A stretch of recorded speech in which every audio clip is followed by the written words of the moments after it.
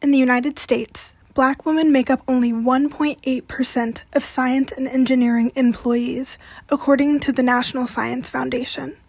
To put that into perspective, that means that for every 500 working scientists and engineers, only 9 are Black women. STEM stands for science, technology, engineering, and mathematics. Hi, my name is Nia. I work as a global environmental health and safety lead regionally for a tech company. Full disclosure, this is the filmmaker's sister and the inspiration for this project. I majored in environmental engineering in my undergraduate. Graduate, I majored in occupational safety and health with a focus in environmental management. In my first job outside of college, I was the only Black woman in the entire plant, which was over 1,500 people.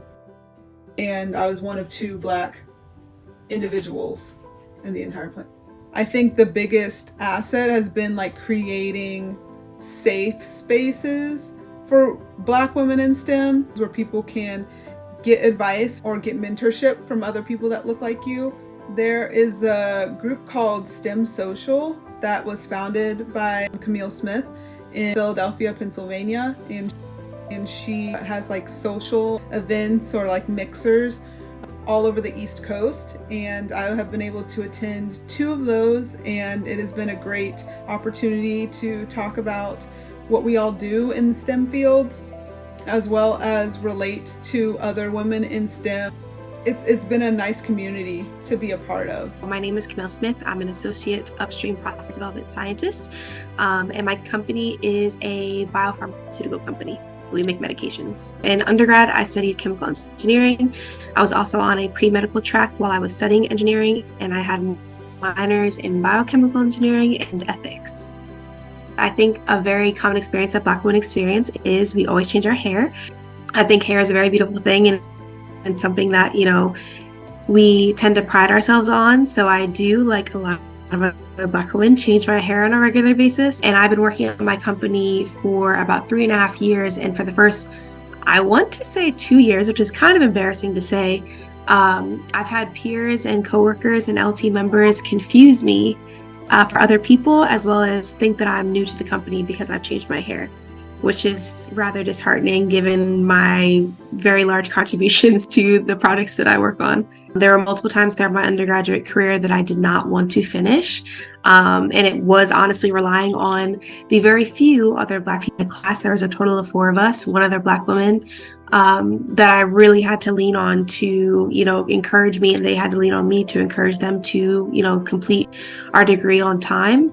So when I graduated, I really was seeking a community of Black people in STEM. I do think there needs to be spaces specifically for creating genuine connections with people around you that have, similar experiences.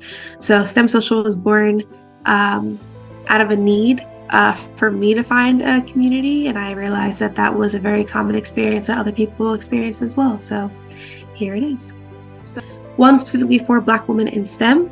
And then we have one specifically for Black people in STEM. So Black women in STEM meetups are usually activity-based, and Black people in STEM mixers are much larger events. Usually that includes, renting out a venue, catering food, having different, icebreaker games and just things to elicit conversation.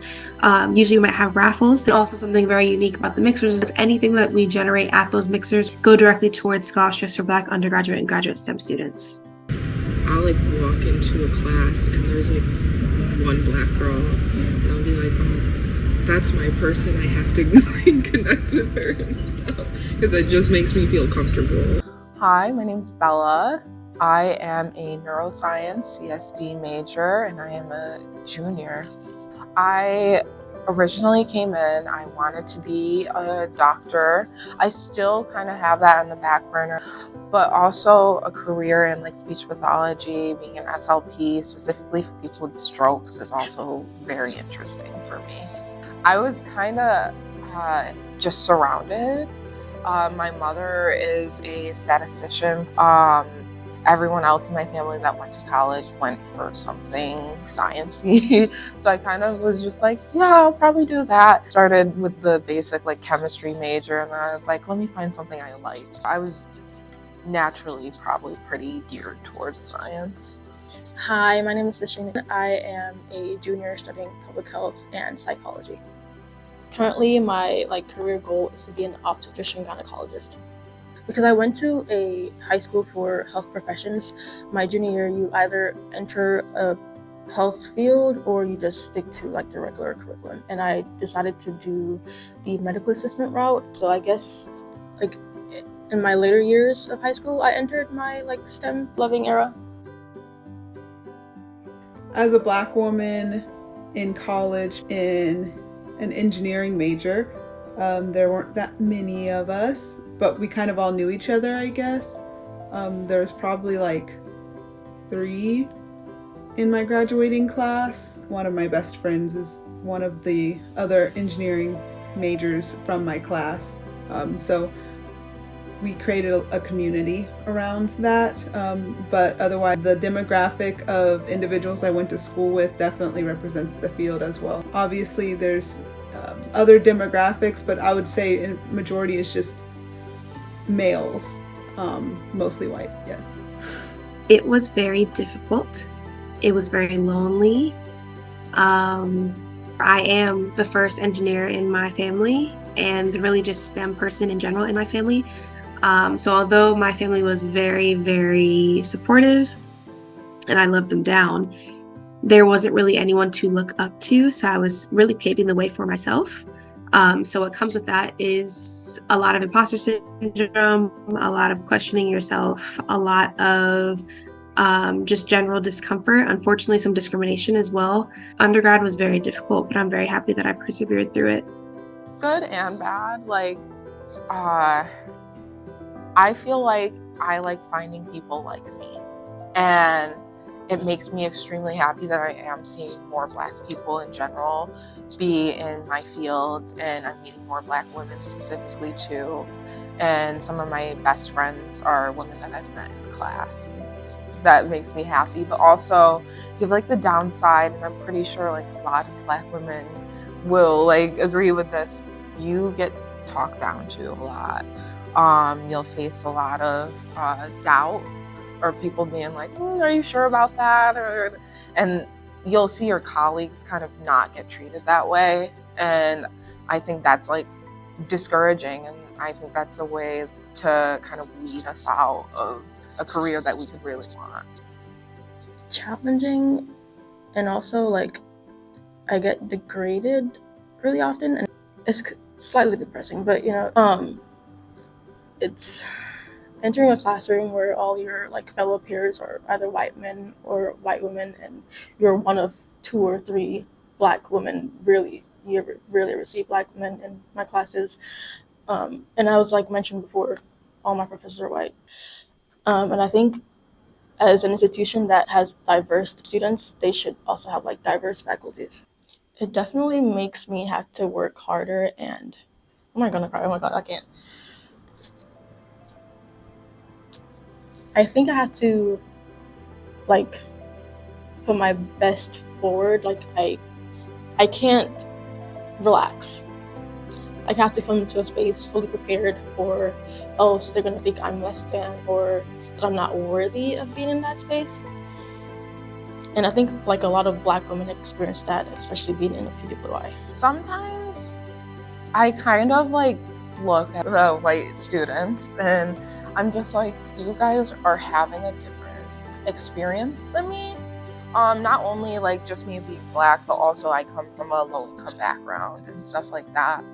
I'll often the frats and stuff, I'm wow, these people are having the typical TV, movie, college experience, and I feel I always have to work 10 times harder. I always have to make sure that I don't get doubted in my field, and I just feel I started a little bit 2 steps back, so I can't fully immerse myself in the TV college experience that everyone sees and wants. It happened this semester actually. I was in a lab and I didn't expect it to happen because my TA is a BOC. It made me think that asking questions is wrong, and with that I am less than and incompetent. I asked a simple question and then he insinuated that I had a learning disability. One of my professors, it was like an intro class, but it was like introducing like disparities within SLP, like the work that we do.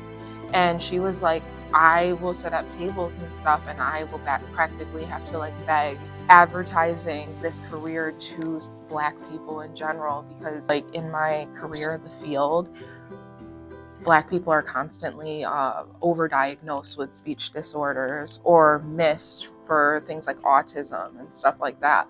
And she was like, the more Black people we have, the better, so we can fix those disparities. I found out about it my summer before sophomore year, and I was nervous. I thought I wouldn't get in because, as I said before, like being in the spaces like you think you're less than and that you're not doing enough.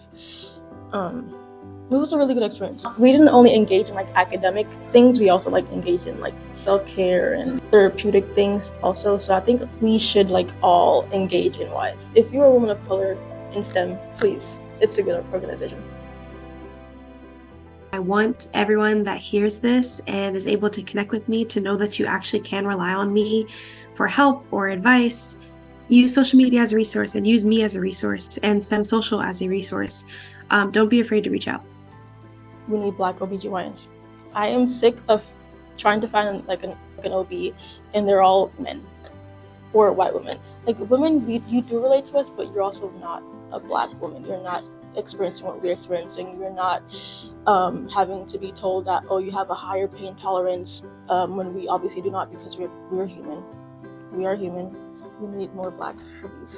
Speech pathologists and stuff often misdiagnose and underrepresent specifically Black communities as well as other communities of color and stuff. We need people of color coming into this field. Like, it is like, this is me begging. Like, we need more people that look like me, that look different than me, coming into this field. You're going to stick out, so use that to your advantage. Use that to be known for something, because there can be a lot of negative that comes with being someone that sticks out as a minority and a woman in the field, but you can harness that, and that's the person that's going to be really memorable. STEM builds character. And just know that going into it, you know, there's going to be nights that you're going to be like, why am I doing this? But then when you look back, you're like, oh, that's why. And you are also retaining so much more information than you think you are. Failing is a part of the process. The nature of science, the nature of STEM is literally failing. Most of the, theorems and like theories that we know of now was because something did not go right. And once you finally kind of fall into a level of comfort to be like, okay, I failed, or okay, I didn't get this right, and you kind of change your mindset, like, okay, failing is a positive thing. What can I do now to learn this, or how can I change this for my benefit? Fail forward, fail often, and ask as many questions as possible. When you find something you really like and you really want to do it, you have to have tunnel vision almost. Like, you don't listen to outside stuff. You make sure your work is getting done and you just do it. Like, if you want to do it, don't hold yourself back for anything. Don't consider what other people have to say. Just go for it, because it is worth it. You are worth it. Just do it.